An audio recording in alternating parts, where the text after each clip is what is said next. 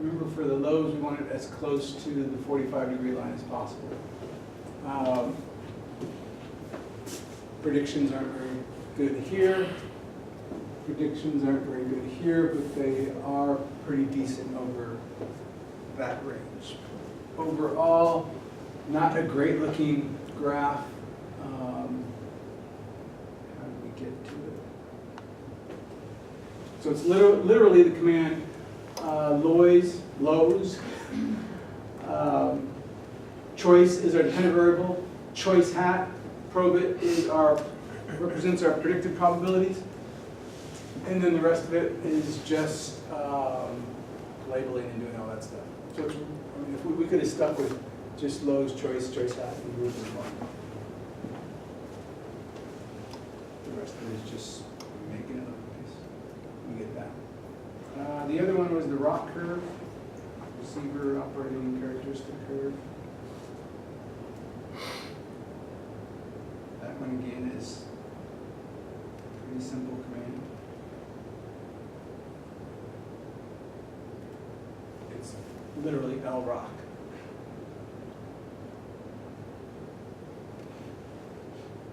That's it. Remember, for this curve, we want it to hug the left side and the upper border as close as possible. This is a pretty simple model. We got more independent variables that we should add to improve the model, and we will. But for now, it's not a great model. But any univariate, any simple one variable regression isn't going to be that great of a model. All right, so the hit rate. I think we got choice hat. So let's do that. So choice hat are predicted probabilities. I think we call them probability hat. Choice probability hat before. We want to take those predicted probabilities, which are going to be between 0 and 1, convert them back to zeros and ones. Using the rule, if it's 0.5 or greater, it's going to be a 1.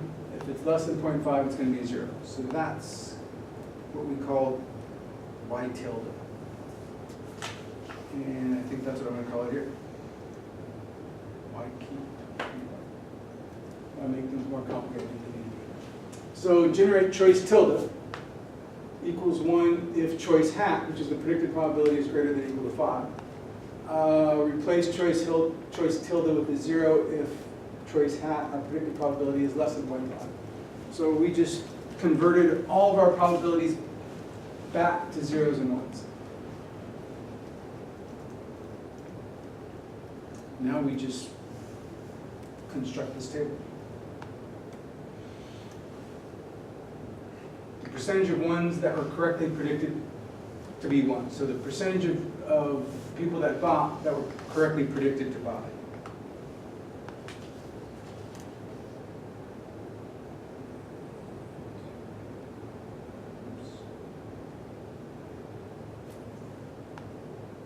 So I'm going to do this. We know tab choice is the actual data. Those are zeros and ones. We can tab choice tilde, which is our predicted zeros and ones, and those are also going to be zeros and ones. And I think the first thing you can see is just kind of compare our zeros and ones. Our zeros, our actual zeros, are not purchases. We had 3,644 people that did not purchase. Our predicted to not purchase is greater than that. So we predicted 5,455 people to not purchase. Again, these aren't our ratio, our statistics yet, but just kind of giving us an idea of what we did. 1,800 people purchased. We're predicting only 11 people purchased. So again, we already saw that we didn't correct one purchase very well. So 5,455 people were predicted not purchase. 3,644 people did not purchase. All right, correctly did not purchase.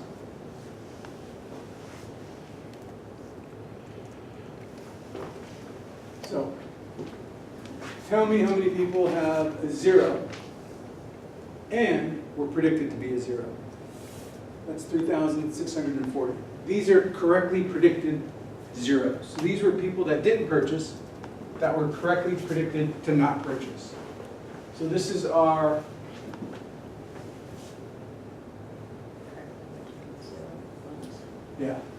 So this is our numerator.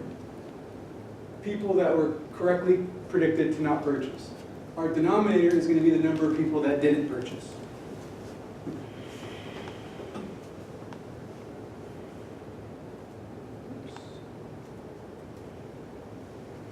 All right. So our denominator is going to be the number that didn't purchase, which is that up there where it says not purchased. Those are actual not purchases. Those are actual not purchases, 3,644. So people that we correctly predicted to not purchase divided by the number of people that didn't purchase, and that gives us a ratio of 99%. So of the people that didn't purchase, we correctly predicted 99% of them would not purchase. That's kind of misleading though, because we know that more people didn't purchase than purchased. So what was the ratio, 66 to 33, something like that? So let's look at the people that did purchase. We know 1,800 people actually purchased. Of those people, 1,800 people actually purchased. Of those people that actually purchased, how many of them were predicted accurately to purchase? 7.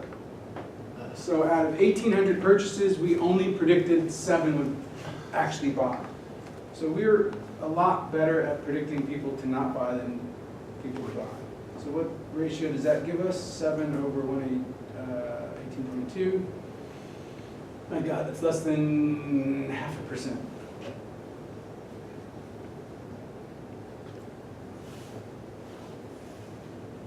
The weighted average of those two things is just going to be the hit rate. So the hit rate is going to be weighted average.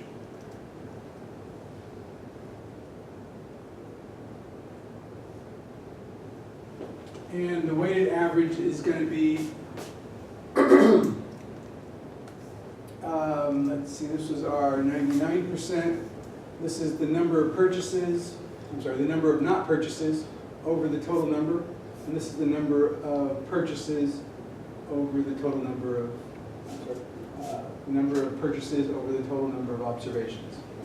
So,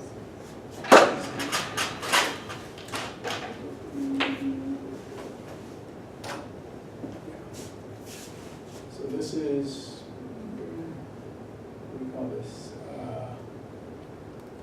Y tilde over y, and these are our zeros. And this is y tilde 1 over y1, and this is times y0, the number of not purchases over the total number of observations. And this is y1 over total number of observations, so it's a weighted average. So that weighted average comes out to about 66%, which is pretty close to the relative frequency of purchases.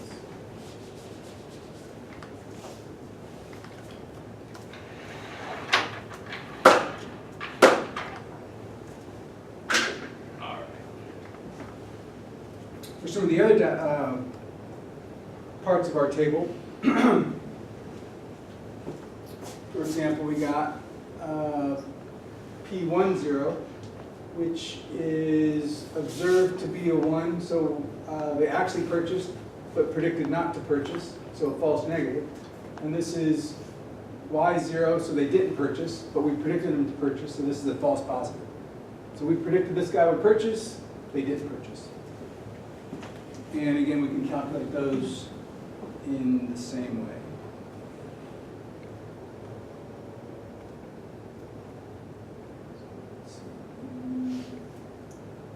positive, and again, we're just kind of looking at how many people that didn't buy were predicted to buy for. And that's out of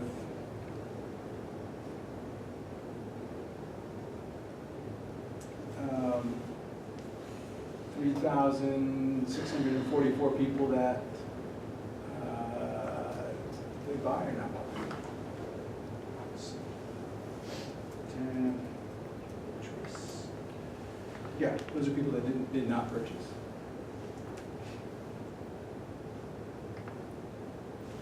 And these are our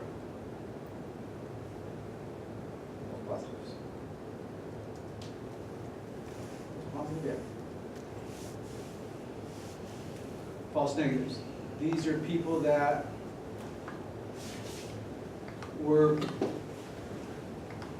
actually bought, but we predicted them to not buy. And we got 1,800 of those. And we divide that by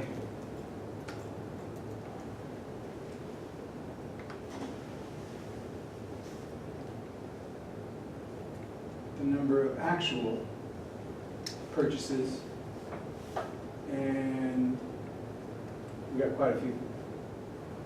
We got a lot of false negatives.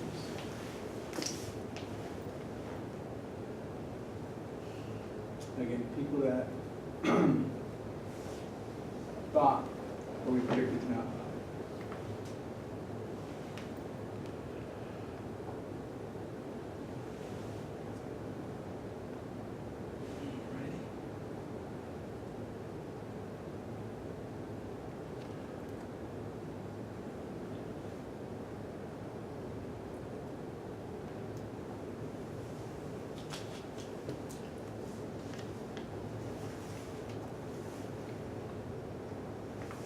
All right, so let's find a price associated with a specific probability.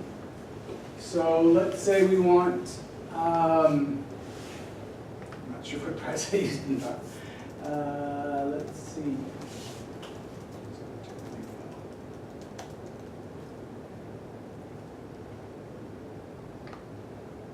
Oh, let me do this pretty easy.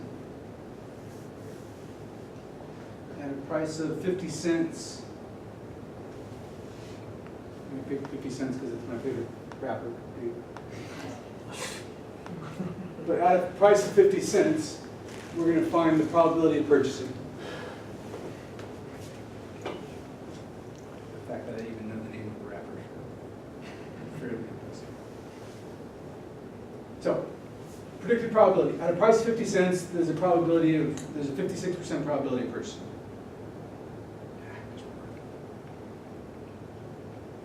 We should be able to say that.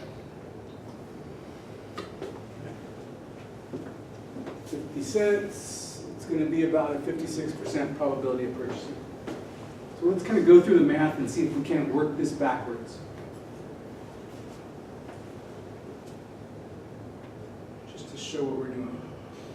So we know what the answer is. If I was to take, let's go back to my program. Here's my program. I'm going to plug in, I'm going to take constant minus this times 50, times 0.5, times 50 cents. And that's going to give me a number. What is that number going to be? It's going to be, exactly, it's going to be the z-score. It's going to be the z-score associated with the probability of purchasing. We don't know what that probability is, but we know that the z-score is 0.15. What we do know about the probability is that since our z-score is greater than 0, the probability will be greater than 0.5, exactly. Everyone see that? It's kind of the heart of the model. So that's all we did. All we did was plug in for that. We didn't get a predicted probability. We got the z-score associated with the predicted probability. So what we need to do is take this z-score, plug it into that ugly, nasty integral, and that'll calculate the area under the curve from point. So basically, it'll calculate the area under the curve from our z statistic, 0.15, and to the left. 0, here's 0.15. So we want to calculate the area under the curve from 0.15 on. And that's what that integral is. Stata does it using margins, but we just want to see how we would do it by hand so that we can kind of work things backwards. And the command for that, remember, it's the standard normal distribution. So basically we're going to plug in our z statistic into the normal distribution, and it's going to spit out the probability. So this probability should be the same one that we got using the margins command.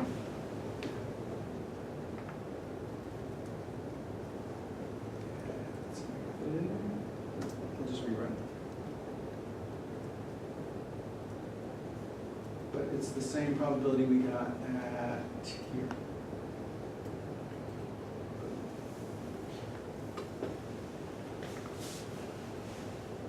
So we got a z-score.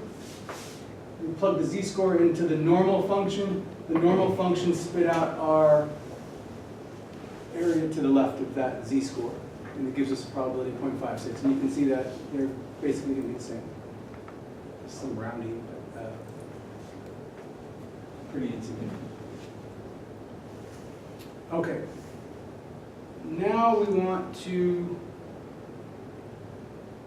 find the z-score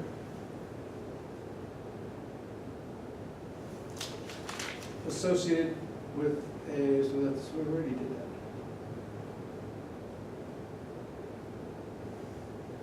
Let's see. So let's work backwards.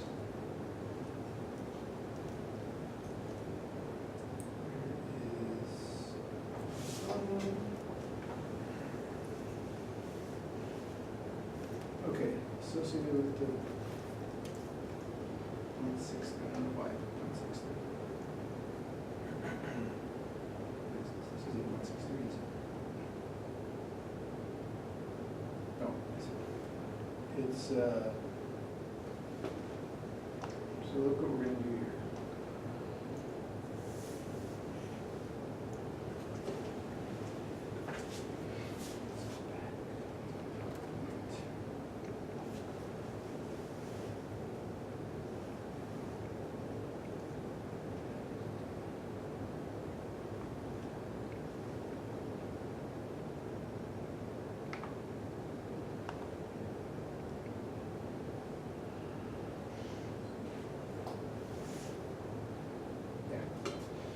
So remember, to get the price associated with a specific probability, we need the z-score for that probability, and then we just subtract the constant and divide it by the coefficient on price of beta 1.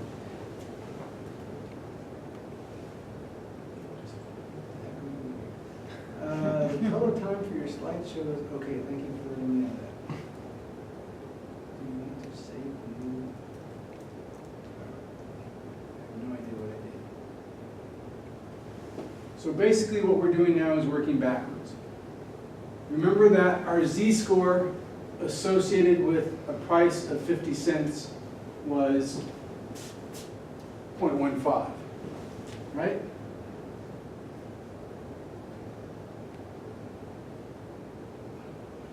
Yes. So top line, we plugged in 0.5. We got a z-score of 0.15. We plugged in our z-score into the normal function, and we got a probability of 0.56. Now we're going to work this backwards. We're going to say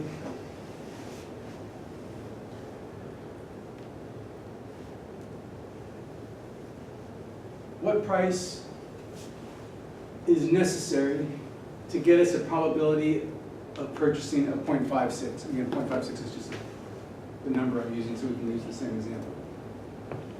The z-score associated with the probability of 0.56 was 0.15. So 0.15 minus the constant divided by the price coefficient gives us a price of 0.5. You see he's squinting back there. That's awesome. He's in glasses.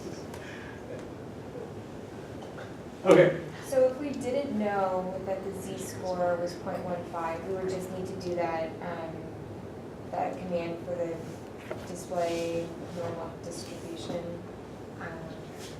to get the z-score? No, Okay. but we can do this. So what we need to do, so now let's play with this, since we know how to do this. We just finally found the, this is what we did.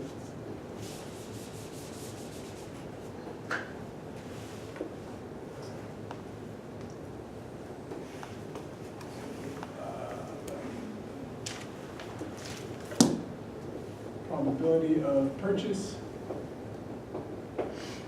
and price. So what we said was this. We want, again, a probability of purchase of 0.56.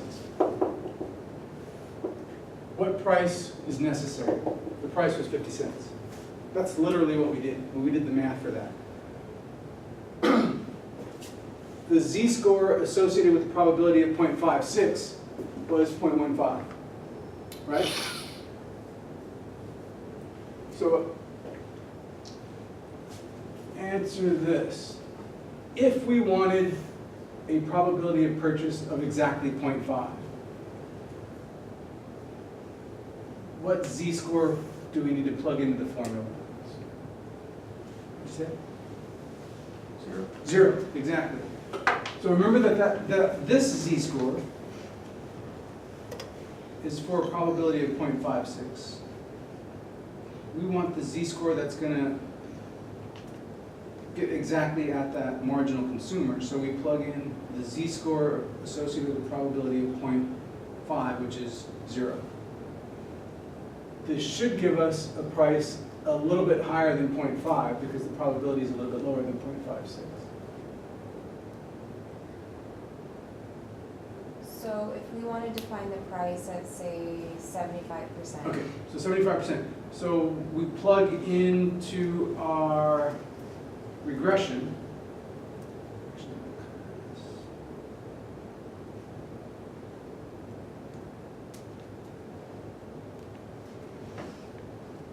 Display. So it's going to be beta 0 plus beta 1. So we're looking for a price, right? 0.75. So we need the z-score associated with 0.75. So let's do that. So we need to go back to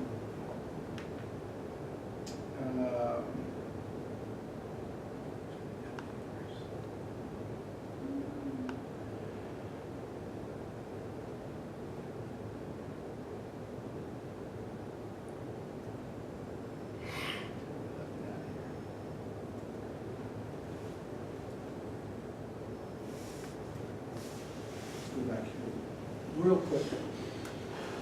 Remember that f of our z-score gives us the probability. But we want the inverse, and this, to get f of the z-score, we use the normal, command normal, and we plugged in our z-score for that. So normal, parentheses, our z-score, and that gave us the probability.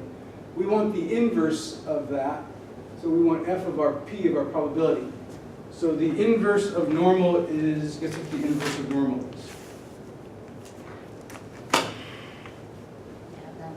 INV, inverse normal. And we want a probability of 0.75, you said, right?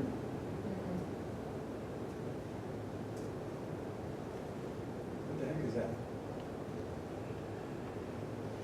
Is it the price? It's the z-score. So the z-score associated with the probability of 0.75 is 0.6748. 448.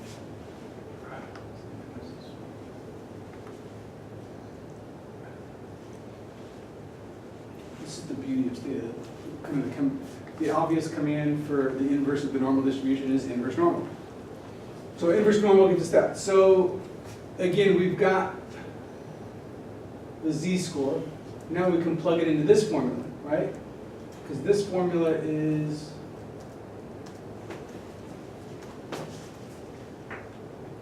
this formula is this. So we just got the z-score. Now we just plug it into the formula. And what do we know about the price that will guarantee that will construct the probability of purchasing of 0.75. It should be what? Let's see, this. Higher or lower than 50 cents? High. 50 cents gave us a probability of 0.56, something like that. So if we want a probability of 75%, what do you think this price is going to be? That's not good. Oops, it's 0.67. Lower. Yeah. Show something. Oh, man. Ah. That was awesome. It's a negative price, which we never like. Does a negative price make any sense?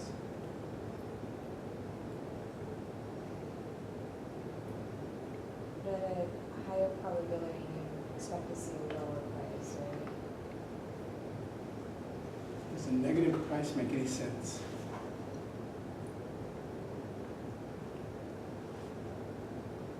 Practically speaking, no. For this particular soda, does it make sense? When we drew the axes here, what did it cut off at? 74, exactly. So remember, at a price of 0, the probability of purchasing was only 74 cents. 74%, excuse me. So to get to 75%, you'd have to go negative. Exactly. So the answer to your question is, if you're Pepsi or Coke, whoever it is, and if you wanted to try to guarantee a probability of purchase of 75%, what would you say? You can't. At a price of 0, you're only going to get to 74%. And you don't want to be giving away your soda too often. You don't mind a couple of giveaways here and there, but you don't want to be giving away your soda on a regular basis like that. That's pretty cool. These are looking at consumer prices. I mean, if you think from a retailer side, Yeah. you're giving away, you know, a couple, if you buy so many cases, you give away a couple of XYZ, you know, that Yeah. is a little different, but The whole distributor incentives and all that Yeah. stuff. Yeah. So the problem was we couldn't guarantee it. So the fact that we got a negative, where'd it go? The fact that we got a negative probability, we shouldn't get. But the fact that we got a negative probability makes sense for this specific soda because the probability literally maxed out at 0. So if we were to, probability maxed out at 0. And we can see that if we do a margins. Let's do a margins at a price of 0. It'll be, I think what we found was 74%, right? Or 72 is even less. So at a price of 0, we're only going to ensure 72% probability that people are going to take it at 0 price. To get to 75%, we'd have to get some negative price, which was about 9 cents per 2-liter container. Okay, I want to spend, any questions? The data we're going to use on the problem set is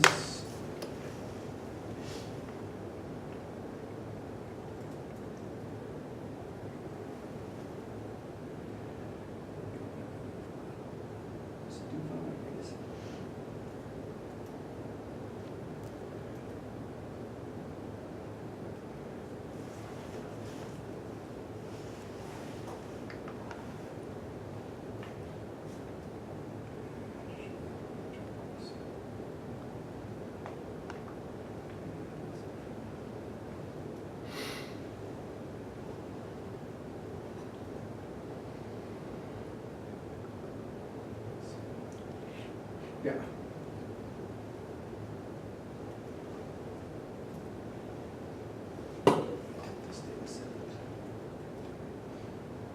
This is catch-up purchases.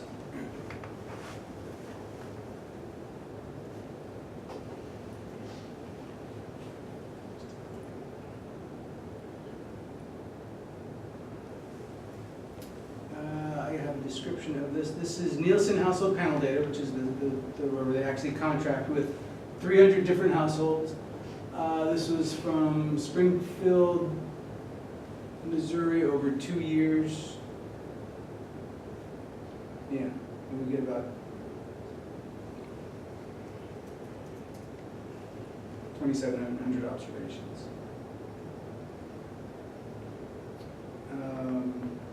We all buy ketchup.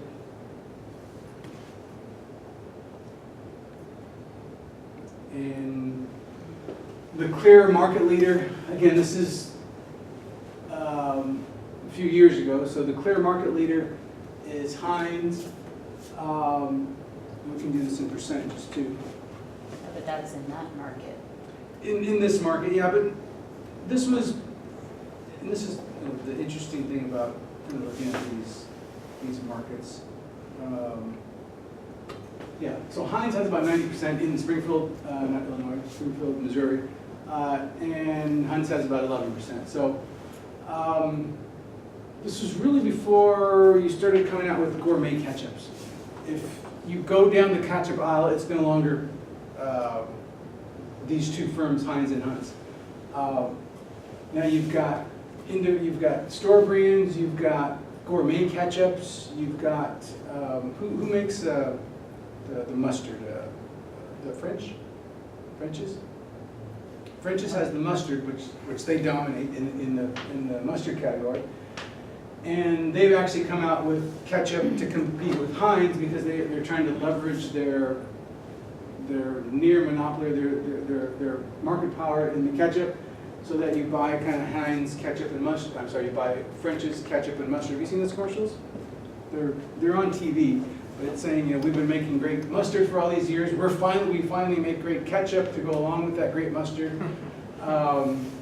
Just kind of the dynamics of these markets. This was, again, a few years ago. This is over 10 years old. So that there really was only two choices, probably. There was Heinz and Hunt's. So there are more choices now, but this was when there weren't. For the most part, you know, we got household IDs. We're going to look at the probability of purchasing Heinz. And I think the first problem set is just that. It's just we're looking at. So let's see pricing tables. Let's look at.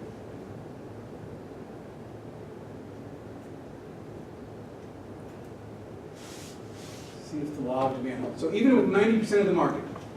So even with 90% of the market, when people bought Heinz, right?